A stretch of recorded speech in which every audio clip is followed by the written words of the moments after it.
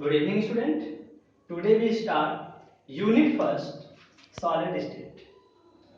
Solid State को पिछले साल सिलेबस से बाहर रखा गया था, लेकिन इस बार Solid State को वापस से सिलेबस में इंक्लूड कर लिया गया है। तो हमें Solid State को इस बार पढ़ना होगा। आइए इस चैप्टर को स्टार्ट करते हैं। What is solid? Solid State को पढ़ने से पहले solid को डिफाइन करते हैं। तो सॉलिड को डिफाइन करने से पहले हम कुछ चीजों को समझ लेते हैं, जैसा कि हमारा इंट्रोडक्शन का चैप्टर होगा, लेकिन बहुत ही इंपॉर्टेंट होगा। ठीक है, तो इसको समझने के लिए हम पहले मैटर को समझते हैं। मैटर क्या होता है? What is matter? तो मैटर के लिए हम बोलते हैं एनीथिंग विच ऑक्युपाई स्पेस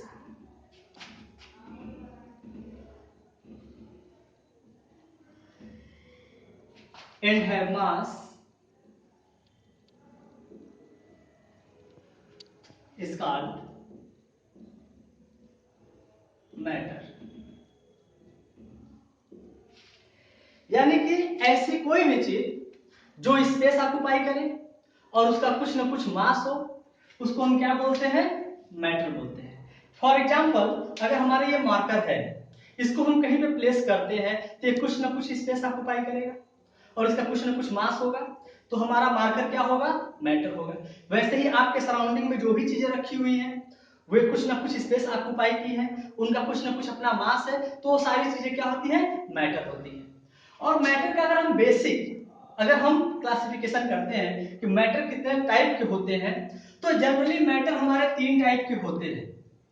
आपका होता है solid, liquid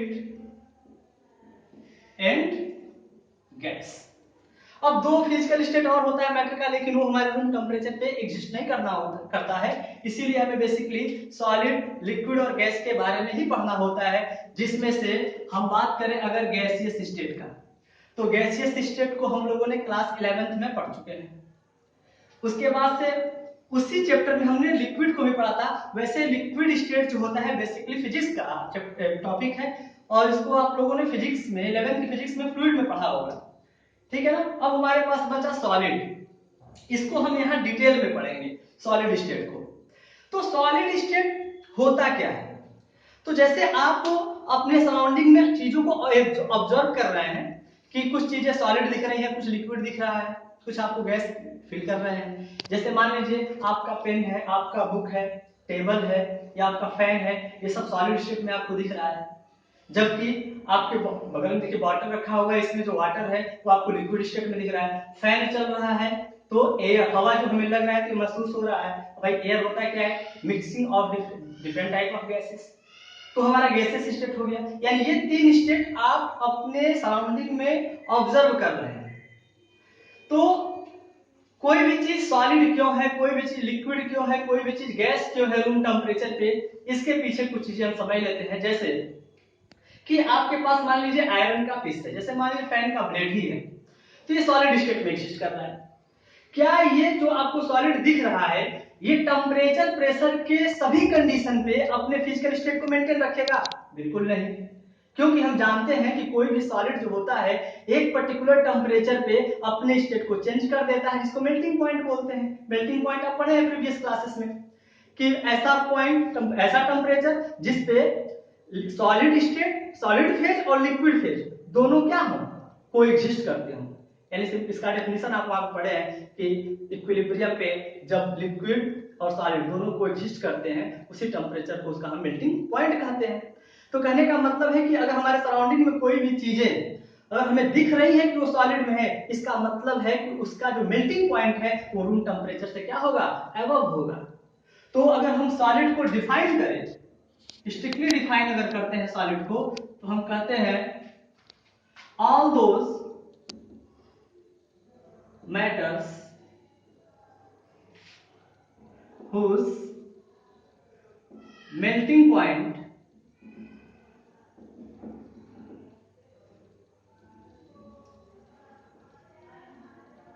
above the room temperature, melting point R कर सकते हैं यहाँ पे, above the room temperature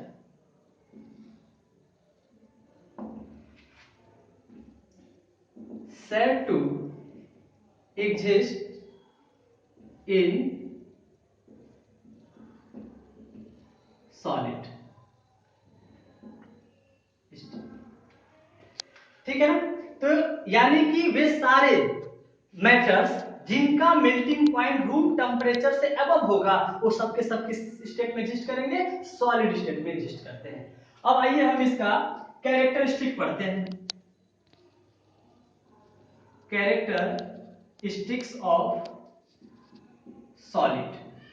तो सॉलिड के क्या कैरेक्टर होते हैं? तो सॉलिड के कैरेक्टर में आप बोल सकते हैं कि जो सॉलिड के जो मॉलिक्यूल्स हो, जो कॉन्स्टिट्यूएंट पार्टिकल्स होते हैं, ठीक है ना। कॉन्स्टिट्यूएंट पार्टिकल्स क्या होते हैं? एटम, आयन या मॉलिक्यूल जिससे मिलकर वो सॉलिड बना हुआ है, उनके बीच में क्या होता है, स्ट्रॉन्ग फोर्स ऑफ अट्रैक्शन होता है।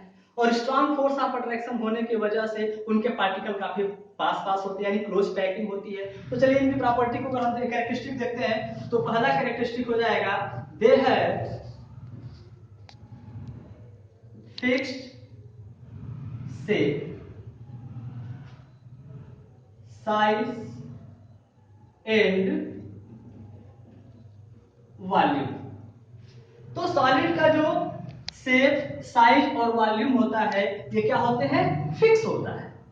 नेक्स्ट हम बात करते हैं कि इनकी पैकिंग की हम बात करते हैं। तो सॉलिड के जो कॉन्स्टिट्यूएंट पार्टिकल होते हैं, आपको हम बार बार बोल रहे हैं ये टर्म आप कॉन्स्टिट्यूएंट पार्टिकल मतलब होता है एटम, आयन और मॉलिक्यूल्स। ये क्या होते हैं, क्लोजली पैक्ड होते हैं। ये हमारे कॉन्स्टिट्यूएंट पार्टिकल क्या हो सकते हैं, एटम हो सकते हैं, आयन हो सकता है या फिर मॉलिक्यूल हो सकता है। तो आप लिख सकते हैं this particles are closely packed, closely packed. Next अगर हम प्रॉपर्टी की बात करें इसी में, नेक्स्ट प्रॉपर्टी अगर हम करें तो हमारा जो सॉलिड होता है, अब चूंकि इतनी क्लोज पैकिंग है कि इसको हम और ज्यादा कंप्रेस नहीं कर सकते हैं, तो दे क्या होंगे, ये अनकंप्रेसिबल होते हैं, यानी highly अनकंप्रेसिबल, अनकंप्रेसिबल।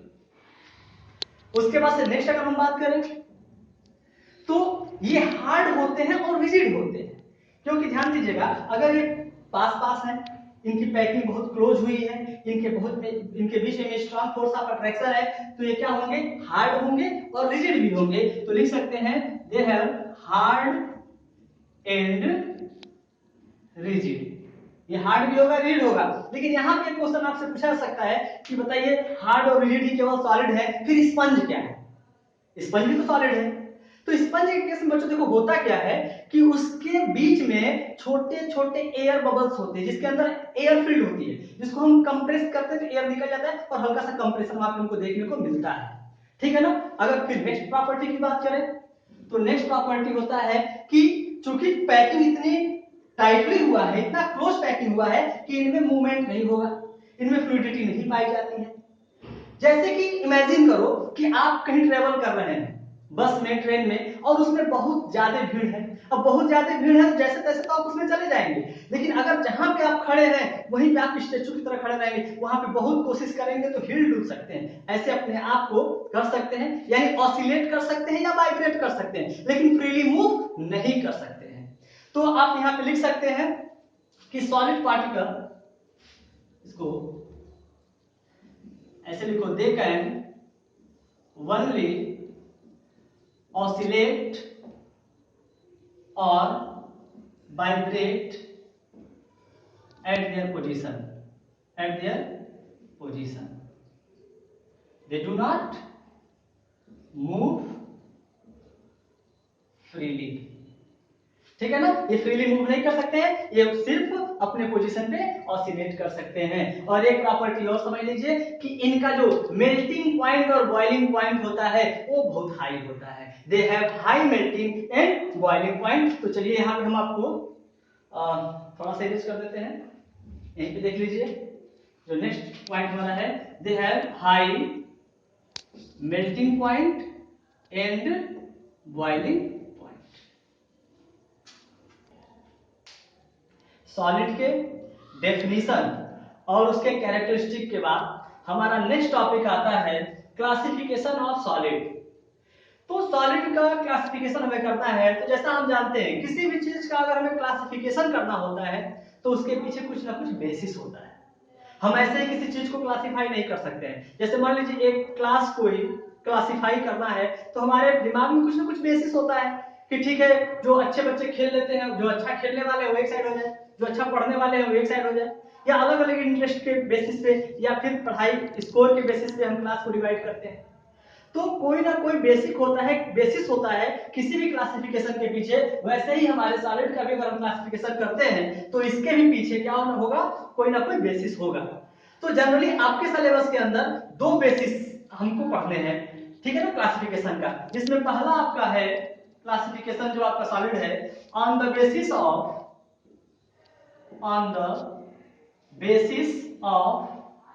Arrangement of constituent particles।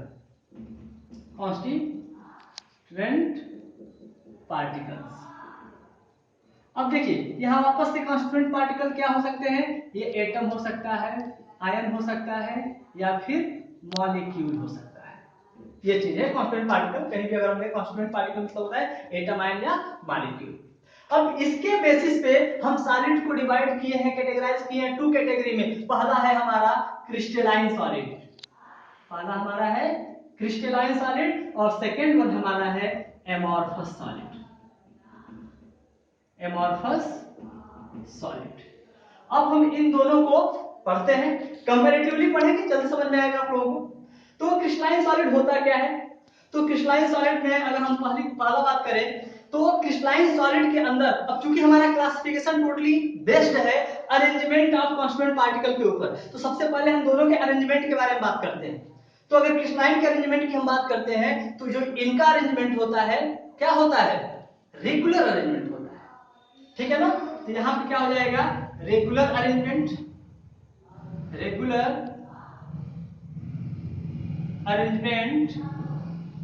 Of constituent particle in 3D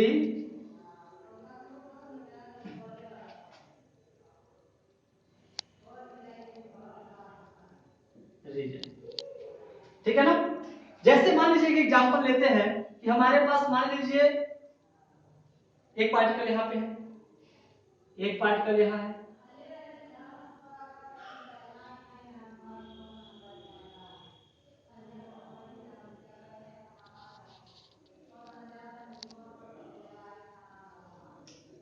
इसको इससे मिला दिए, इसको इससे,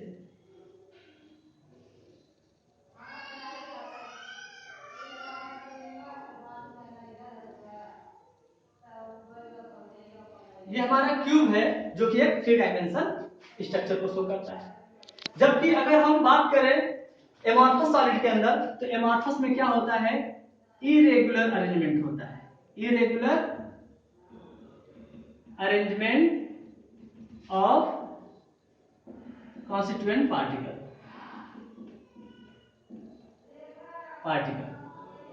ठीक है ना। यानी इसमें क्या होगा, कोई भी कहीं रेंडमली रैंडम एकदम होगा, मतलब कुछ भी कहीं भी होगा, कोई रेगुलर अरेंजमेंट इसमें नहीं देखने को मिलता है, ठीक है ना। तो पहले बात कि इसमें क्या होता है, रेगुलर अरेंजमेंट होता है, इसमें क्या होता है, इरेगुलर अरेंजमेंट होता है। तो ये हमारा पहला पॉइंट हो गया। नेक्स्ट पॉइंट, सेकंड पॉइंट की हम बात करते हैं, तो सेकंड पॉइंट में कहेंगे they have long range order. अब लॉन्ग रेंज क्या होता है, इसको समझिए कि अगर कोई अरेंजमेंट बार बार रिपीट करे बहुत लंबे, जैसे कि मान लीजिए आपके फ्लोर पे टाइल्स लगा हुआ है, 2 कलर के टाइल्स है, मान लीजिए एक है रेड एक है येलो, तो मान लो पहले रेड फिर येलो फिर रेड फिर येलो फिर रेड फिर येलो, मतलब ये पैटर्न एक लंबे दूरी तक चले तो उसको हम क्या बोलते हैं, लॉन्ग रेंज ऑर्डर। जैसे मान लीजिए एग्जांपल, अगर हमारे पास एटम ए है, फिर एटम बी है, फिर एटम ए है, फिर एटम बी है, फिर एटम ए है, फिर यहाँ पे क्या हो जाएगा, एटम बी, फिर एटम ए, फिर एटम बी, फिर एटम ए, फिर एटम बी, फिर एटम ए, फिर एटम बी, फिर एटम ए, फिर एटम बी, फिर एटम ए, मतलब ऐसे क्या है, ए बी का अरेंजमेंट यहाँ पे हमको देखने को मिलता है, तो इसको हम क्या बोलते हैं, लॉन्ग रेंज ऑर्डर। मतलब ये पैटर्न बहुत लंबे दूर तक चलेगा, जैसे हमने 5 बनाए थे, 5 में ये 500, 5000, 5 लाख, ऐसे बहुत लंबा दूरी तक जा सकता है। इसी को हम क्या बोलते हैं, लॉन्ग रेंज ऑर्डर बोलते हैं। यानी इसमें जो रेगुलर अरेंजमेंट होता है उसमें क्या होता है, पार्टिकल जो होते हैं एक रिपीटिंग मैनर में, रिपीटिंग बहुत लंबे दूरी तक ऐसे इनका अरेंजमेंट देखने को मिलता है। जबकि इसमें हम बात करें, इसमें क्या होता है, शॉर्ट रेंज ऑर्डर होता है। Short, they have short range order. अब शॉर्ट रेंज ऑर्डर का मतलब क्या है, मान लीजिए यहाँ पे ए, एटम ए आया, फिर एटम बी, फिर एटम ए आ गया, फिर एटम ए आ गया, फिर एटम ए आ गया, फिर एटम बी आ गया। मतलब देखिए यहाँ पे अल्टरनेट नहीं है, कुछ भी कहीं भी आ सकता है। यहाँ पे मान लीजिए बी आया, फिर बी आ गया, फिर बी आ गया, फिर ए आ गया, फिर ए आ गया। मतलब देखिए ए और बी हम एक्सपेक्ट क्या कर रहे थे, ए बी टाइप का अरेंजमेंट होगा, लेकिन हम देख रहे हैं ए बी ए बी ऐसे हो रहा है, इसलिए इसको हम क्या बोलते हैं, शॉर्ट रेंज ऑर्डर ही होता है। थर्ड पॉइंट है, when crystalline solid are cutted with sharp knife, then we obtain a smooth surface। यानी कि अगर हम क्रिस्टलाइन सॉलिड को शार्प नाइफ से कट करते हैं तो हमें जो दो सरफेसेस मिलते हैं, दो पीस मिलेगा, उनके अगर हम सरफेस को ऐसे टच करके देखें तो हमें स्मूथ मिलेगा। तो कह सकते हैं when crystalline solid cutted with sharp knife, then we obtain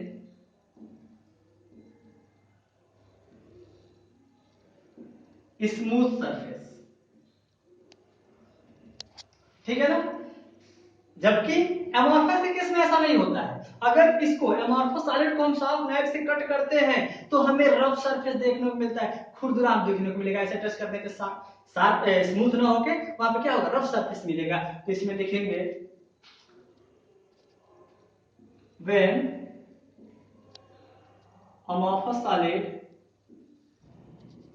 is cutted with sharp knife, then we obtain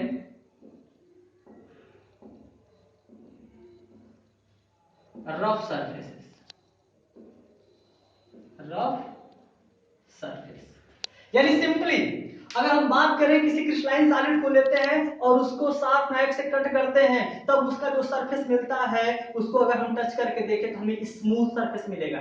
जबकि एमॉर्फस के केस में ऐसा नहीं होता है। एमॉर्फस के केस में क्या होता है, हमको रफ सरफेस देखने को मिलता है। आगे हम एग्जांपल को भी डिस्कस करेंगे। नेक्स्ट हम पॉइंट देखते हैं, fourth point, they have sharp melting point.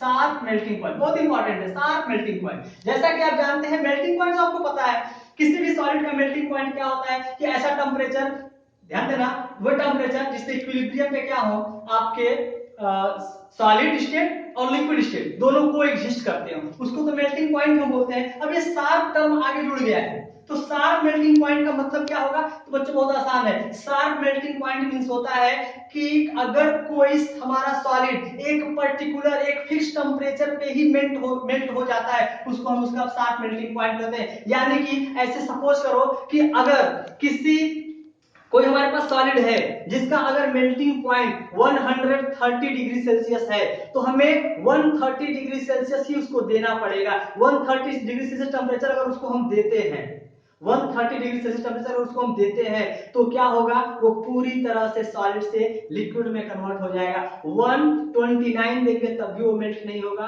और 131 भी उसको नीड नहीं है। ठीक है ना। तो कहने का मतलब है that is crystalline solid required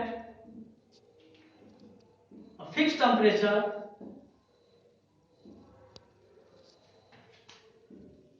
to convert solid to liquid। यानी कि क्रिस्टलाइन सॉलिड का जो मेल्टिंग पॉइंट होता है वो फिक्स होता है। जबकि अगर हम बात करें एमॉर्फस के केस में, तो एमॉर्फस के केस में ऐसा नहीं होता है। They required a long range of temperature at which they melt, यानी कि आप लिख सकते हैं they required a range of temperature, a range of temperature at which they melt. यानी कि ऐसे सपोज करिए कि अगर कोई हमारे पास एमॉर्फस सॉलिड है, उसका जो मेल्टिंग पॉइंट होता है, ठीक है ना, वो कोई फिक्स टेम्परेचर पर नहीं होता है। आगे जैसे मान लीजिए हमारे पास कोई ग्लास है, कोई प्लास्टिक है, जैसे अभी एग्जांपल में आपको लिखवाएंगे एमॉर्फस सॉलिड के, उसमें एक्सप्लेन करेंगे, लेकिन ये समझिए कि इनके केस में क्या होता है कि हम टेम्परेचर का एक रेंज देना पड़ता है। जैसे टेम्परेचर हम क्या करेंगे, अगर मान लीजिए कोई चीज हम 120 टेम्परेचर दिए तो उस पर धीरे धीरे वो स्मूथ होगा, फिर 130 करेंगे, 140 किए, 150 किए, 160 किए, 170 किए, 180 पे जाके वो पूरी तरह से क्या होगा, मेल्ट होगा। मतलब इनको टेम्परेचर का एक लॉन्ग रेंज रिक्वायर्ड होता है, जबकि एमॉर्फस के केस में क्या होता है, एकदम एक फिक्स टेम्परेचर है, उससे 1 डिग्री सेल्सियस न आगे न पीछे, एकदम कांस्टेंट आपको टेम्परेचर देना होता है। नेक्स्ट हमारा है crystalline solids are anisotropic in nature. बच्चों देखो ये जो पॉइंट है बहुत इंपॉर्टेंट है, कई बार बोर्ड एग्जाम में डायरेक्ट इससे क्वेश्चंस आ गए हैं। तो आप कहेंगे they are anisotropic in nature, और ये क्या होते हैं, isotropic in nature, isotropic in nature. अब इन दोनों टर्म को हमें डिफाइन करना है, समझना है होता क्या है।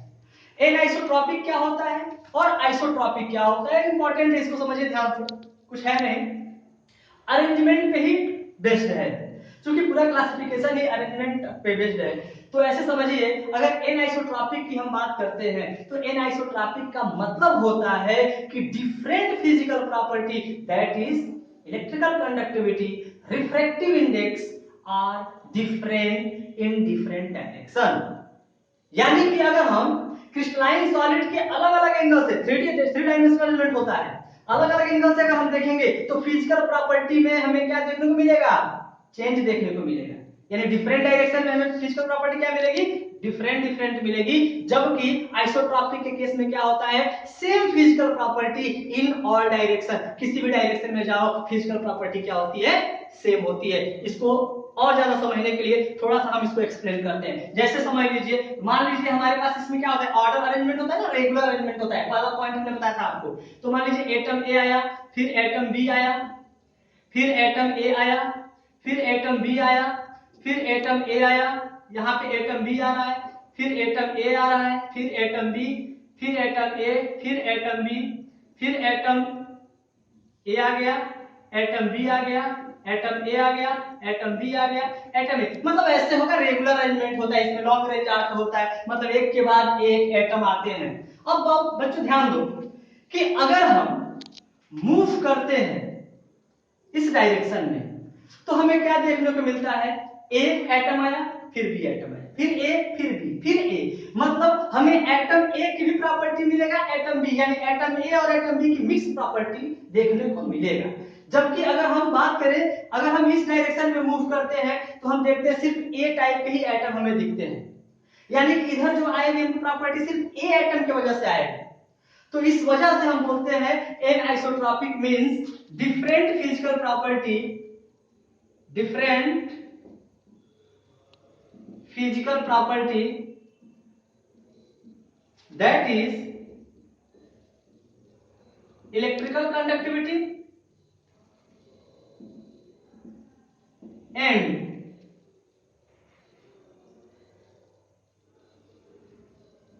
refractive index are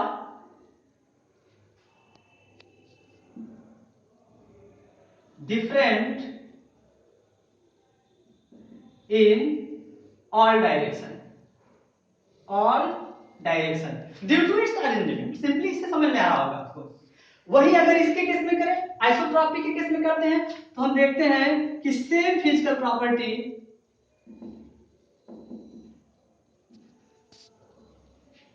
in all direction, यानी कि हर एक डायरेक्शन में जो फिजिकल प्रॉपर्टी होगी वो क्या होगी, सेम होगी। उसके पीछे वजह क्या है, जैसे आपने कहा कि इसमें कोई लॉन्ग रेंज आर्डर है, शॉर्ट रेंज आर्डर होता है, इरेगुलर होते हैं। तो शॉर्ट रेंज मतलब ए आया, फिर बी आया, फिर ए आ गया, फिर ए आ गया, फिर बी आ गया, मान लीजिए कुछ भी कहीं भी कोई रेगुलर पैटर्न नहीं है, बी आ गया, बी आ गया, फिर ए आ गया, फिर बी आ गया, फिर बी आ गया, ऐसे मतलब कुछ भी कहीं भी आप लगाते रहिए, ठीक है ना।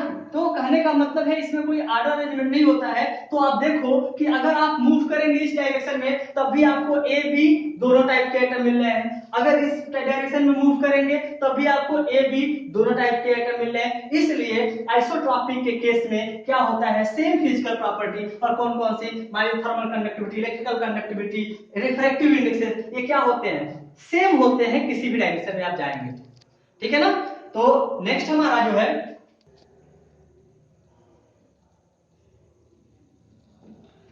तो नेक्स्ट प्रॉपर्टी जो है क्रिस्टलाइन सॉलिड का, इसको कहते हैं यार ट्रू सॉलिड। ट्रू सॉलिड यही असली सॉलिड होते हैं क्रिस्टलाइन सॉलिड। एमॉर्फस वाले क्या होते हैं, ये होते हैं स्यूडो सॉलिड, या इसको बोलते हैं सुपर कूल्ड लिक्विड। बच्चों ध्यान देना, आगे हमें इस चैप्टर के अंदर पढ़ना भी है तो इस ट्रू सॉलिड को ही पढ़ना है, क्रिस्टलाइन को ही पढ़ना है, एमॉर्फस को नहीं पढ़ना है। इसी को हमको लेके पूरे चैप्टर में आगे बढ़ना है, ठीक है ना। फिलहाल अगर हम कंपेयर कर रहे हैं तो यहाँ पे देखते हैं कि ट्रू सॉलिड होते हैं और ये क्या होते हैं, स्यूडो सॉलिड। स्यूडो मींस क्या होता है, स्यूडो मतलब होता है देखने में तो लगेगा कि सॉलिड है, लेकिन एक्चुअल में सॉलिड की प्रॉपर्टीज उसके अंदर नहीं होती है, इसलिए उनको क्या बोलते हैं, pseudo solid. Super cooled liquid क्यों बोलते हैं, ये भी अभी एग्जांपल में आगे क्लियर हो जाएगा। कुछ एग्जांपल देखते हैं, जैसे मान लो ट्रू सॉलिड की अगर हम बात करें तो ट्रू सॉलिड के अंदर हम बोल सकते हैं डायमंड होता है हमारा, NaCl हो जाएगा, KCl हो जाएगा, क्वार्ट्ज हो जाएगा, ठीक है ना, एसेट्रा। इसके केस में अगर स्यूडो की बात करें तो स्यूडो में क्या हो जाएगा, ग्लास, प्लास्टिक, रबर, एसेट्रा, ये सब क्या होते हैं, स्यूडो सॉलिड होते हैं। जैसे ग्लास की अगर हम बात करें तो ग्लास में भी क्या होता है, ग्लास को भी अगर आप हीट करते हैं तो हीट करेंगे तो जिस टेम्परेचर पे हीट करेंगे उसी टेम्परेचर पे ये मेल्ट, एक फिक्स टेम्परेचर पे मेल्ट नहीं होता है। पहले इसको हीट करो, इसको ग्लास को, प्लास्टिक को या रबर को अगर हम हीट करते हैं तो पहले इसका सरफेस स्मूथ होता है, हल्का सा स्मूथनेस आएगा, फिर मेल्ट करना शुरू करेगा, मेल्ट टेम्परेचर बढ़ाते जाओ बढ़ाते जाओ बढ़ाते जाओ, फिर एक लॉन्ग टेम्परेचर का जब रेंज देते हैं तब जाके ये सब मेल्ट होते हैं। तो ये हमारे हो गए स्यूडो सॉलिड के एग्जांपल, ये हमारे हो गए ट्रू सॉलिड के एग्जांपल। अब एक क्वेश्चन आता है कि क्रिस्टलाइन सॉलिड को क्या हम एमॉर्फस में कन्वर्ट कर सकते हैं, या फिर क्या एमॉर्फस को हम क्रिस्टलाइन में कन्वर्ट कर सकते हैं, ऐसा क्या पॉसिबल है? तो इसका आंसर है यस, वी कैन डू। कैसे करेंगे इसको समझते हैं। देखो क्रिस्टलाइन में होता क्या है कि क्रिस्टलाइन सॉलिड में जो एटम होते हैं उनका रेगुलर अरेंजमेंट होता है और इसमें इरेगुलर होता है। तो भाई एटम रेगुलर और इसमें हो रहा है, इसमें इरेगुलर हो रहा है, इसके पीछे की केमिस्ट्री क्या होती है ये समझिए। जब हम किसी भी सॉलिड को बनाते हैं तो उससे पहले हम क्या करते हैं कि उसके जो रॉ मटेरियल को हम मेल्ट करते हैं, और मेल्ट करने के बाद जब हम उसको कूल करते हैं, सारा मैकेनिज्म यहीं पे काम करता है।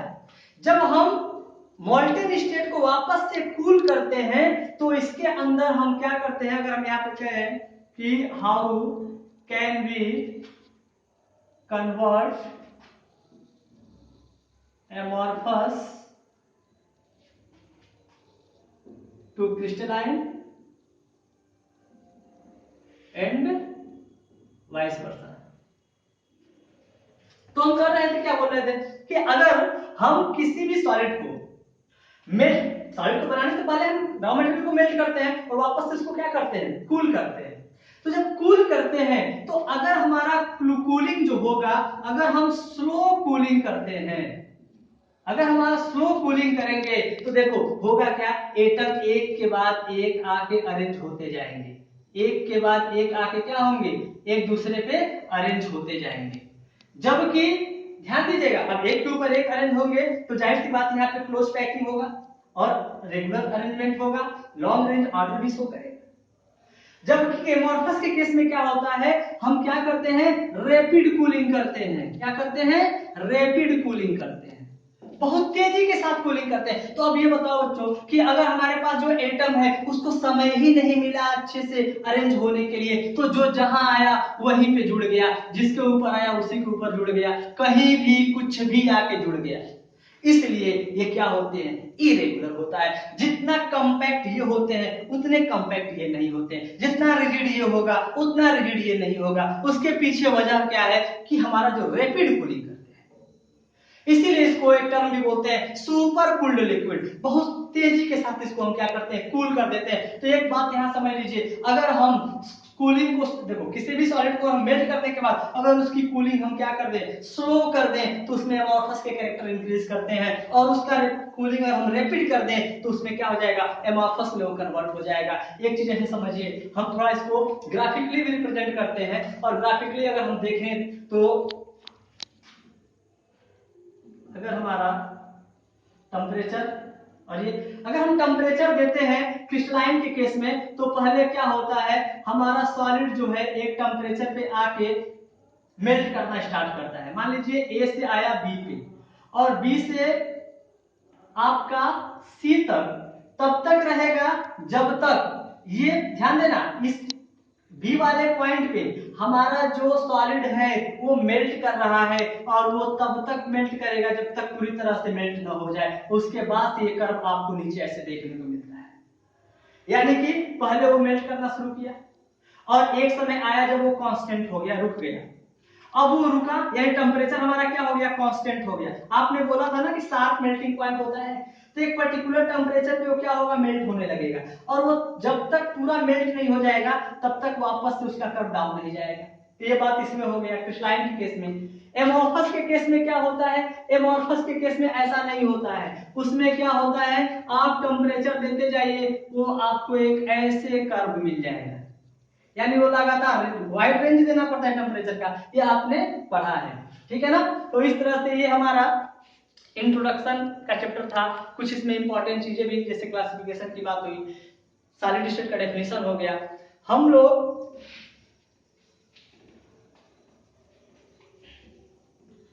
नेक्स्ट टाइप का जो सेकेंड हमारा क्लासिफिकेशन है सॉलिड का, on the basis of force of attraction present between constituent particle, उसको हम अपने नेक्स्ट लेक्चर में पढ़ेंगे। तब तक आप इसको वीडियो को वॉच करिए, कोई भी प्रॉब्लम हो तो आप मैसेज कर सकते हैं। नेक्स्ट लेक्चर में हम सेकेंड टाइप ऑफ क्लासिफिकेशन करेंगे। Thank you.